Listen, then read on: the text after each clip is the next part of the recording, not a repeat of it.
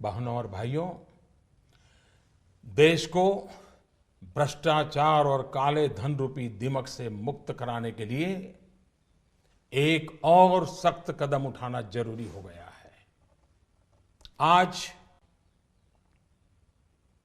मध्यरात्रि यानी 8 नवंबर 2016 की रात्रि को 12 बजे से वर्तमान में जारी 500 रुपए और 1000 रुपए के करेंसी नोट लीगल टेंडर नहीं रहेंगे। ये मुद्राएं कानूनन अमान्य होगी।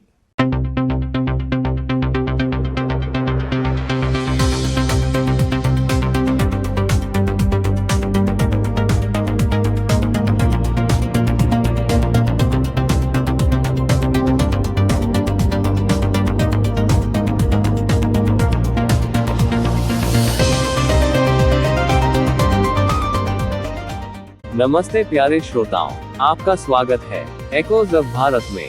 मुझे बहुत खुशी है कि आप अपने चाय के प्याले के साथ हमारे साथ हैं, क्योंकि आज हम बात करेंगे भारत की एक बहुत ही अहम और चर्चित आर्थिक फैसले की। यह फैसला था साहसिक, ये था चौंकाने वाला और इसने लाखों लोगों की जिंदगी बदल दी। आज हम बात करेंगे नोटबंदी की। क्या ये वादा किया गया था? क्या हुआ वास्तव में? और आम लोगों के लिए इसका मतलब क्या था? शुरू करते हैं। ये था 8 नवंबर 2016 की शाम। भारत अपने रोजमर्रा के कामों में व्यस्त था, तभी प्रधानमंत्री नरेंद्र मोदी ने देश को टीवी पर संबोधित किया। उन्होंने कहा, रात 12 बजे से 500 और 1000 रुपये के नोट वैध मुद्रा नहीं रहेंगे। उन्होंने इसे काले धन, भ्रष्टाचार और नकली नोटों के खिलाफ एक कदम बताया। ये घोषणा पूरे देश में सनसनी फैल गई। शहर और गांव, हर जगह लोग हैरान थे। लंबी कतारें, उलझन और अनिश्चितता हर जगह छा गई। सरकार ने कहा कि नोटबंदी का उद्देश्य था काले धन को खत्म करना, नकली नोटों को रोकना, भ्रष्टाचार से लड़ना और भारत को डिजिटल और पारदर्शी अर्थव्यवस्था की ओर ले जाना। वित्त मंत्री अरुण जेटली ने संसद में कहा कि ये कदम घोषित नहीं किया गया धन पकड़ने के लिए है। गृह मंत्री राजनाथ सिंह ने टीवी इंटरव्यू में बताया कि नकली नोट खत्म होंगे। प्रधानमंत्री ने कहा, ये सुधार लोगों की सोच बदलने और पारदर्शिता बढ़ाने के लिए है। ये सब बहुत साहसिक और महत्वाकांक्षी लग रहा था, लेकिन कहानी यहाँ से और दिलचस्प हो जाती है। भारतीय रिजर्व बैंक की वार्षिक रिपोर्ट 2017-18 के अनुसार नोटबंदी किए गए नोटों में से 99.3% बैंक में वापस जमा हो गए। मतलब लगभग सभी नोट जो अवैध घोषित किए गए थे, वापस बैंक में चले गए। लगभग सब। अगर उद्देश्य काले धन को पकड़ना था, तो यह उम्मीद के अनुसार सफल नहीं हुआ। प्रधानमंत्री ने बाद में स्वीकार किया कि काले धन रखने वालों ने नोट बदलने के तरीके ढूंढ लिए थे। कुछ फायदे डिजिटल भुगतान में आए, लेकिन बड़ी रकम सामने नहीं आई। अर्थशास्त्रियों और आरबीआई अधिकारियों ने कहा कि नकली नोट कम जरूर हुए, लेकिन ये कुल नोटों का बहुत छोटा हिस्सा था। डिजिटल भुगतान में बढ़ोतरी जरूर हुई, लेकिन विशेषज्ञों ने कहा कि ये पहले से बढ़ रहे तकनीकी बदलाव जैसे यूपीआई के कारण भी था। नोटबंदी ने केवल इस रुझान को तेज किया। ये कुछ व्यवहार बदल गया, लेकिन हमेशा उसी तरीके से नहीं जैसा सरकार ने सोचा था। इसी बीच करोड़ों आम लोगों को वास्तविक असर महसूस हुआ। छोटे व्यापारी तुरंत परेशान हो गए। सब्जी वाले, चाय वाले और छोटे दुकानदार पाए कि ग्राहक पैसे नहीं दे पा रहे थे। लखनऊ के एक दुकानदार ने कहा, हर सुबह हम बैंक में घंटों खड़े रहते थे सिर्फ 200 रुपये निकालने के लिए।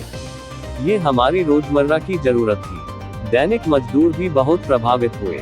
निर्माण श्रमिक, रिक्शा चालक, घरेलू कामगार सभी नकद पर निर्भर थे। नकद नहीं मतलब काम नहीं, काम नहीं मतलब खाना नहीं। कई लोगों के लिए यह असली परेशानी थी। ग्रामीण किसानों को भी नुकसान हुआ। नकद ही ग्रामीण बाजार की धड़कन है। बीज, उर्वरक, जानवरों का चारा सब पैसों के बिना नहीं मिल पाता। जब नकद गायब हो गया, तो बाजार धीमे हो गए और किसान जरूरी चीजें नहीं खरीद पाए। ये सिर्फ आंकड़े नहीं थे, यह असली जीवन था। कुछ सेक्टर को फायदा भी हुआ। बैंकों में जमा राशि बढ़ी, डिजिटल भुगतान बढ़ा और बड़े औपचारिक व्यवसाय जल्दी संभल गए। लेकिन सबसे ज्यादा नुकसान उन लोगों का हुआ जो नकद पर निर्भर थे। जो अनौपचारिक अर्थव्यवस्था में थे और जिनके पास डिजिटल विकल्प नहीं था। संसद में वित्त मंत्री जेटली ने कहा कि नोटबंदी जादुई उपाय नहीं थी, लेकिन ये काले धन के खिलाफ लंबी लड़ाई को मजबूत करती है। सरकारी अधिकारियों ने कहा कि ये पारदर्शिता की संस्कृति बनाने का प्रयास था, लेकिन इस तरह के बदलाव समय लेते हैं। प्रधानमंत्री ने कहा, इस सुधार का मकसद सिर्फ नोट पकड़ना नहीं, बल्कि लोगों की सोच बदलना है।